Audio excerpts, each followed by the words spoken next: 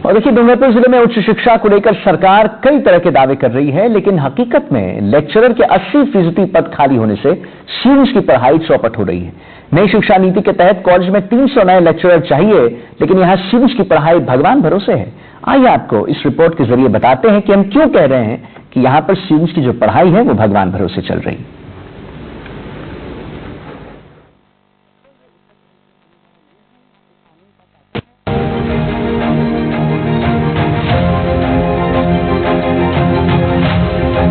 आदिवासी बहुल क्षेत्रों में सरकार शिक्षा को लेकर कई दावे करती है।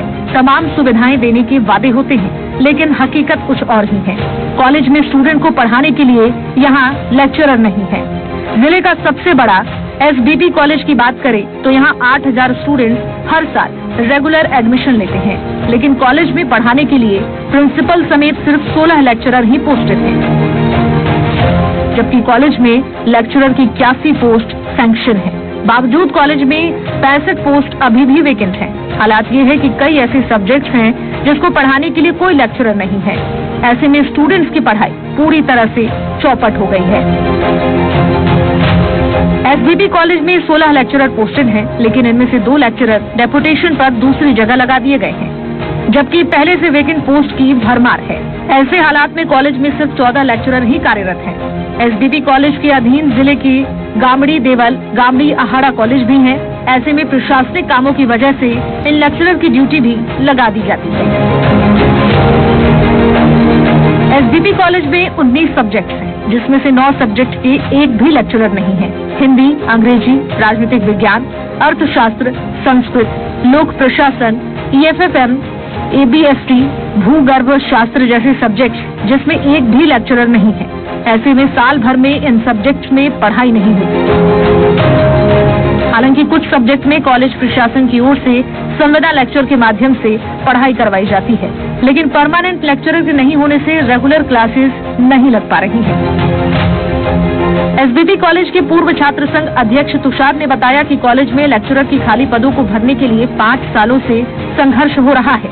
पहले कांग्रेस और अब भाजपा सरकार को कई बार ज्ञापन दिए, लेकिन खाली पदों को नहीं भरा गया, जिससे पढ़ाई चौपट हो गई है।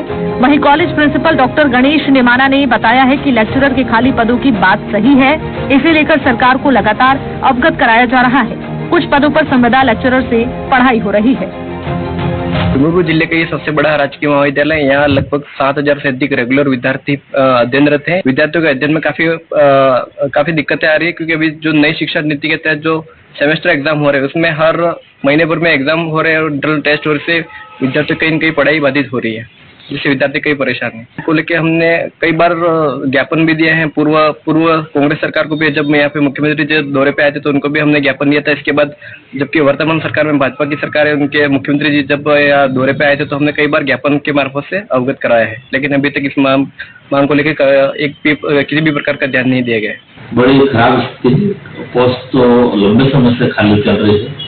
81 सैंक्शन पोस्ट है, उसमें से मात्र 16 पोस्ट भरी हुई है और 16 पोस्ट के साथ में 2 लोग तो डेपुटेशन पे है, तो 14 लोग ही इस महाविद्यालय में कार्यरत हैं। और इस महाविद्यालय के साथ में हमको 4 महाविद्यालय और चलाने पड़ रहे हैं। राजकीय लॉ कॉलेज डूंगरपुर, पाल देवल और रामसागड़ा, और पूरे जिले के नोडल होने की वजह से और महाविद्यालयों की समस्याओं का निस्तारण, वहाँ का अध्ययन अध्यापन भी हमारे यहाँ से डेपुटेशन भेजने पड़ रहे हैं, इसलिए बड़ी नाजुक स्थिति से गुजर रहे हैं। सरकारें आदिवासी अंचल में विकास के कई दावे करती हैं, लेकिन धरातल पर सच्चाई कुछ और ही है। सालों से छात्र संगठन की तरफ से रिक्त पदों को भरने की मांग की जा रही है, लेकिन सरकार ध्यान नहीं दे रही है। ऐसे में आदिवासी अंचल में उच्च शिक्षा को लेकर सरकार की ओर से किए जाने वाले दावे खोखले साबित हो रहे हैं। अब देखना ये होगा कि सरकार आदिवासी अंचल के युवाओं की इस जायज मांग को कब तक पूरा करती है। Bureau report, NDTV, Rajasthan.